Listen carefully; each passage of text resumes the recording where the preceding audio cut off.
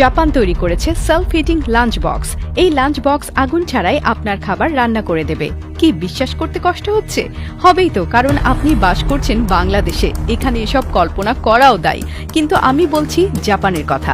প্রযুক্তিতে যারা আমাদের শত বছর পেছনে রেখেছে। জাপান সত্যিই যেন ভবিষ্যতের পৃথিবীতে বাস করছে, কারণ তাদের প্রযুক্তি প্রতিদিন আমাদের চমকে দিচ্ছে। আপনি যদি ট্রেনে বা বাসে ভ্রমণের সময় গরম খাবার খেতে চান, কিন্তু আপনার কাছে মাইক্রোওয়েভ বা ওভেন নেই, তাহলে কি করবেন? এই সমস্যার জন্যই জাপান তৈরি করেছে সেলফ হিটিং লাঞ্চ বক্স, যা বিদ্যুৎ বা গ্যাস ছাড়াই আপনার খাবার গরম করে দিতে পারে। সাধারণত আমরা যখন বাসা থেকে খাবার নিয়ে বের হই, তখন কিছুক্ষণের মধ্যেই সেটা ঠান্ডা হয়ে যায়, ফলে সেই খাবারের স্বাদ নষ্ট হয়ে যায় এবং খাবার ইচ্ছাও কমে যায়। কিন্তু জাপানের এই অদ্ভুত প্রযুক্তির লাঞ্চ বক্স সেই সমস্যা দূর করে দিয়েছে। এই বিশেষ লাঞ্চ বক্সের নিচের অংশে একটা ছোট্ট সুতো বা ধাগা লাগানো আছে।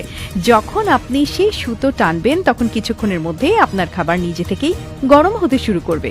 এটি কিভাবে কাজ করে?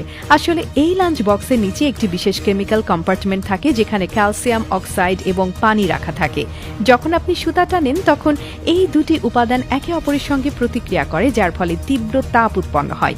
এই তাপ খাবারকে দ্রুত গরম করে দেয় এবং আপনি কয়েক মিনিটের মধ্যেই গরম খাবার খেতে পারেন, একদম ওভেন বা স্টোভে গরম করা খাবারের মতো।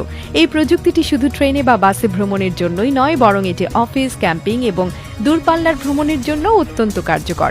অনেক সময় আমরা এমন জায়গায় থাকি যেখানে গরম করার জন্য কোনো ওভেন বা চুলা থাকে না। সেক্ষেত্রে এই সেলফ হিটিং লাঞ্চ বক্স এক অসাধারণ সমাধান হতে পারে। বিশ্বের বিভিন্ন দেশ, বিশেষ করে চীন, দক্ষিণ কোরিয়া এবং আমেরিকার কিছু অংশেও এই প্রযুক্তির চাহিদা বাড়ছে, কারণ এটি শুধু একটি নতুনত্বের বিষয় নয়, বরং এটি খুবই দরকারি এবং বাস্তবসম্মত প্রযুক্তি। ভবিষ্যতে যদি এই প্রযুক্তি বাংলাদেশ বা অন্যান্য দেশেও চালু হয়, তাহলে এটি সাধারণ মানুষ, বিশেষ করে কর্মজীবী মানুষ, ভ্রমণ প্রেমীরা এবং শিক্ষার্থীদের জন্য অত্যন্ত উপকারী হবে।